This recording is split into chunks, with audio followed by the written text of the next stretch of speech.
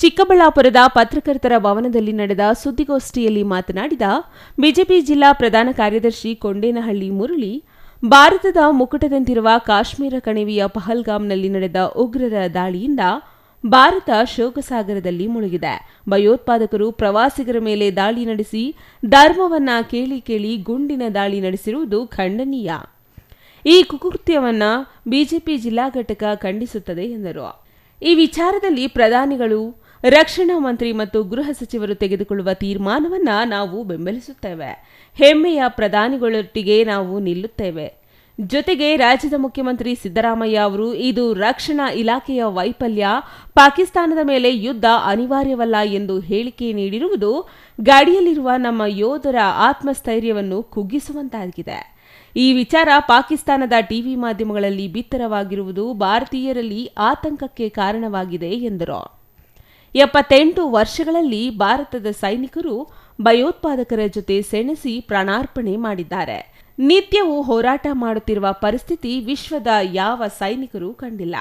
ಆದರೂ ನಮ್ಮ ಸೈನಿಕರು ದೃಢ ವಿಶ್ವಾಸದಿಂದ ನಕ್ಸಲರೊಂದಿಗೆ, ಪ್ರತ್ಯೇಕತಾವಾದಿಗಳೊಂದಿಗೆ, ಉಗ್ರವಾದಿಗಳೊಂದಿಗೆ, ಈಶಾನ್ಯ ರಾಜ್ಯಗಳ ಬಂಡಾಯದೊಂದಿಗೆ ಸೆಣಸಾಟ ನಡೆಸಿ ಹತರಾಗಿರುವ ಘಟನೆಗಳನ್ನು ಕಾಣುತ್ತಿದ್ದೇವೆ. ಇಂತಹ ವಿರೋಚಿತ ಹೋರಾಟ ನಡೆಸುತ್ತಿರುವ ಸೈನಿಕರಿಗೆ ಸ್ಫೂರ್ತಿ ತುಂಬುವ ಕೆಲಸವನ್ನು ರಾಜಕೀಯ ಮುಖಂಡರು ಮಾಡಬೇಕು. ರಾಜ್ಯದ ಮುಖ್ಯಮಂತ್ರಿಗಳಾಗಿ ಮುಂದಿನ ದಿನಗಳಲ್ಲಿ ಇಂತಹ ಹೇಳಿಕೆಗಳನ್ನು ಕೊಡಬಾರದು ಎಂದು ಮನವಿ ಮಾಡಿದರು. ಮಾಧ್ಯಮ ಮಿತ್ರರಿಗೆ ಸ್ವಾಗತವನ್ನು ಕೋರ್ತಾ,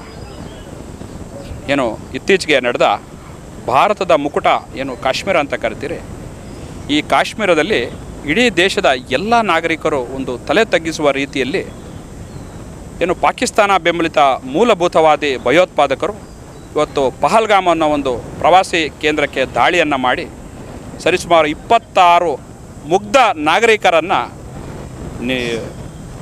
ಬರ್ಬರವಾಗಿ ಅವರ ಒಂದು ಧರ್ಮವನ್ನು ಕೇಳಿ ಅವರನ್ನು ಕೊಂದಿರ್ತಕ್ಕಂಥದ್ದನ್ನು ಇಡೀ ಘಟನೆಯನ್ನು ನಾವು ಖಂಡಿಸ್ತೇವೆ. ಯಾಕಂದರೆ ಈ ದೇಶದಲ್ಲಿ ಇಂದಿನ ಸರ್ಕಾರಗಳು ತೆಗೆದುಕೊಂಡಂಥ ಒಂದು ತಪ್ಪು ನಿರ್ಧಾರಗಳು, ತಪ್ಪು ವಿದೇಶಾಂಗ ನೀತಿ ಇರ್ಬೋದು, ರಕ್ಷಣೆಗೆ ಸಂಬಂಧಪಟ್ಟಂತೆ ಅವರ ಒಂದು ತೀರ್ಮಾನಗಳಿಂದ ಇವತ್ತು ಕಾಶ್ಮೀರದಲ್ಲಿ ಈ ಸಮಸ್ಯೆ ತಲೆದೋರಿದೆ ಅಂತ ಹೇಳಿದ್ರೆ ತಪ್ಪಾಗಲಾರದು. ಹಾಗೆ ಈ ವಿಚಾರವನ್ನು ಖಂಡಿಸಿ ಈ ರಾಜ್ಯದ ಮುಖ್ಯಮಂತ್ರಿಗಳು ಇದು ಬೇಹುಗಾರಿಕಾ ವೈಫಲ್ಯ ಹಾಗೂ ಭದ್ರತಾ ಲೋಪ, ಹಾಗಾಗಿ ನಮಗೆ ಪಾಕಿಸ್ತಾನದ ಮೇಲೆ ನಮಗೆ ಯುದ್ಧದ ಅನಿವಾರ್ಯತೆ ಇಲ್ಲ, ನಾವು ಕೇವಲ ನಮ್ಮ ನಾಗರಿಕರ ಒಂದು ರಕ್ಷಣೆಯನ್ನು ಮಾಡಿಕೊಳ್ಳುವಂಥ ಒಂದು ಮಾತನ್ನು ಹೇಳಿದರೆ ಇದು ಏನಾಗ್ತದೆ, ಇಡೀ 78 ವರ್ಷಗಳಿಂದ ಭಯೋತ್ಪಾದನೆ ವಿರುದ್ಧ ಗಡಿಗಳಲ್ಲಿ ನಮ್ಮ ಸೈನಿಕರು ಹುತಾತ್ಮರಾಗಿ, ಅನೇಕ ಸೈನಿಕರು ಹುತಾತ್ಮರಾಗಿ ಹೋರಾಟವನ್ನು ಮಾಡ್ತಾ ಇದ್ದಾರೆ. ಅವ್ರಿಗೆ ಎಲ್ಲೋ ಒಂದು ಕಡೆ ಅವರ ಆತ್ಮವಿಶ್ವಾಸ ಕುಂದೋ ರೀತಿಯಲ್ಲಿ ಮಾತುಗಳನ್ನು ಹೇಳಿದ್ದಾರೆ.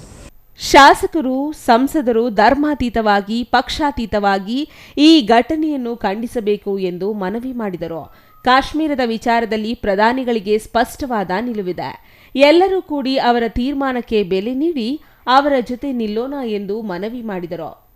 ಇನ್ನು ಈ ಸಂದರ್ಭದಲ್ಲಿ ಬಿಜೆಪಿ ರಾಜ್ಯ ಪರಿಷತ್ ಸದಸ್ಯ ಎಬಿ ಬೈರೇಗೌಡ, ರಾಷ್ಟ್ರೀಯ ಪರಿಷತ್ ಸದಸ್ಯ ಲಕ್ಷ್ಮೀನಾರಾಯಣ ಗುಪ್ತಾ, ಶಿಕ್ಷಕರ ಪ್ರಕೋಷ್ಠ ರಾಜ್ಯ ಸದಸ್ಯ ನರಸಪ್ಪ, ಯುವ ಮುಖಂಡ ಲೋಕೇಶ್ ಗೌಡ, ಅಲ್ಪಸಂಖ್ಯಾತರ ಮೋರ್ಚಾ ಯೂನಿಸ್ ಮತ್ತಿತರರು ಹಾಜರಿದ್ದರು.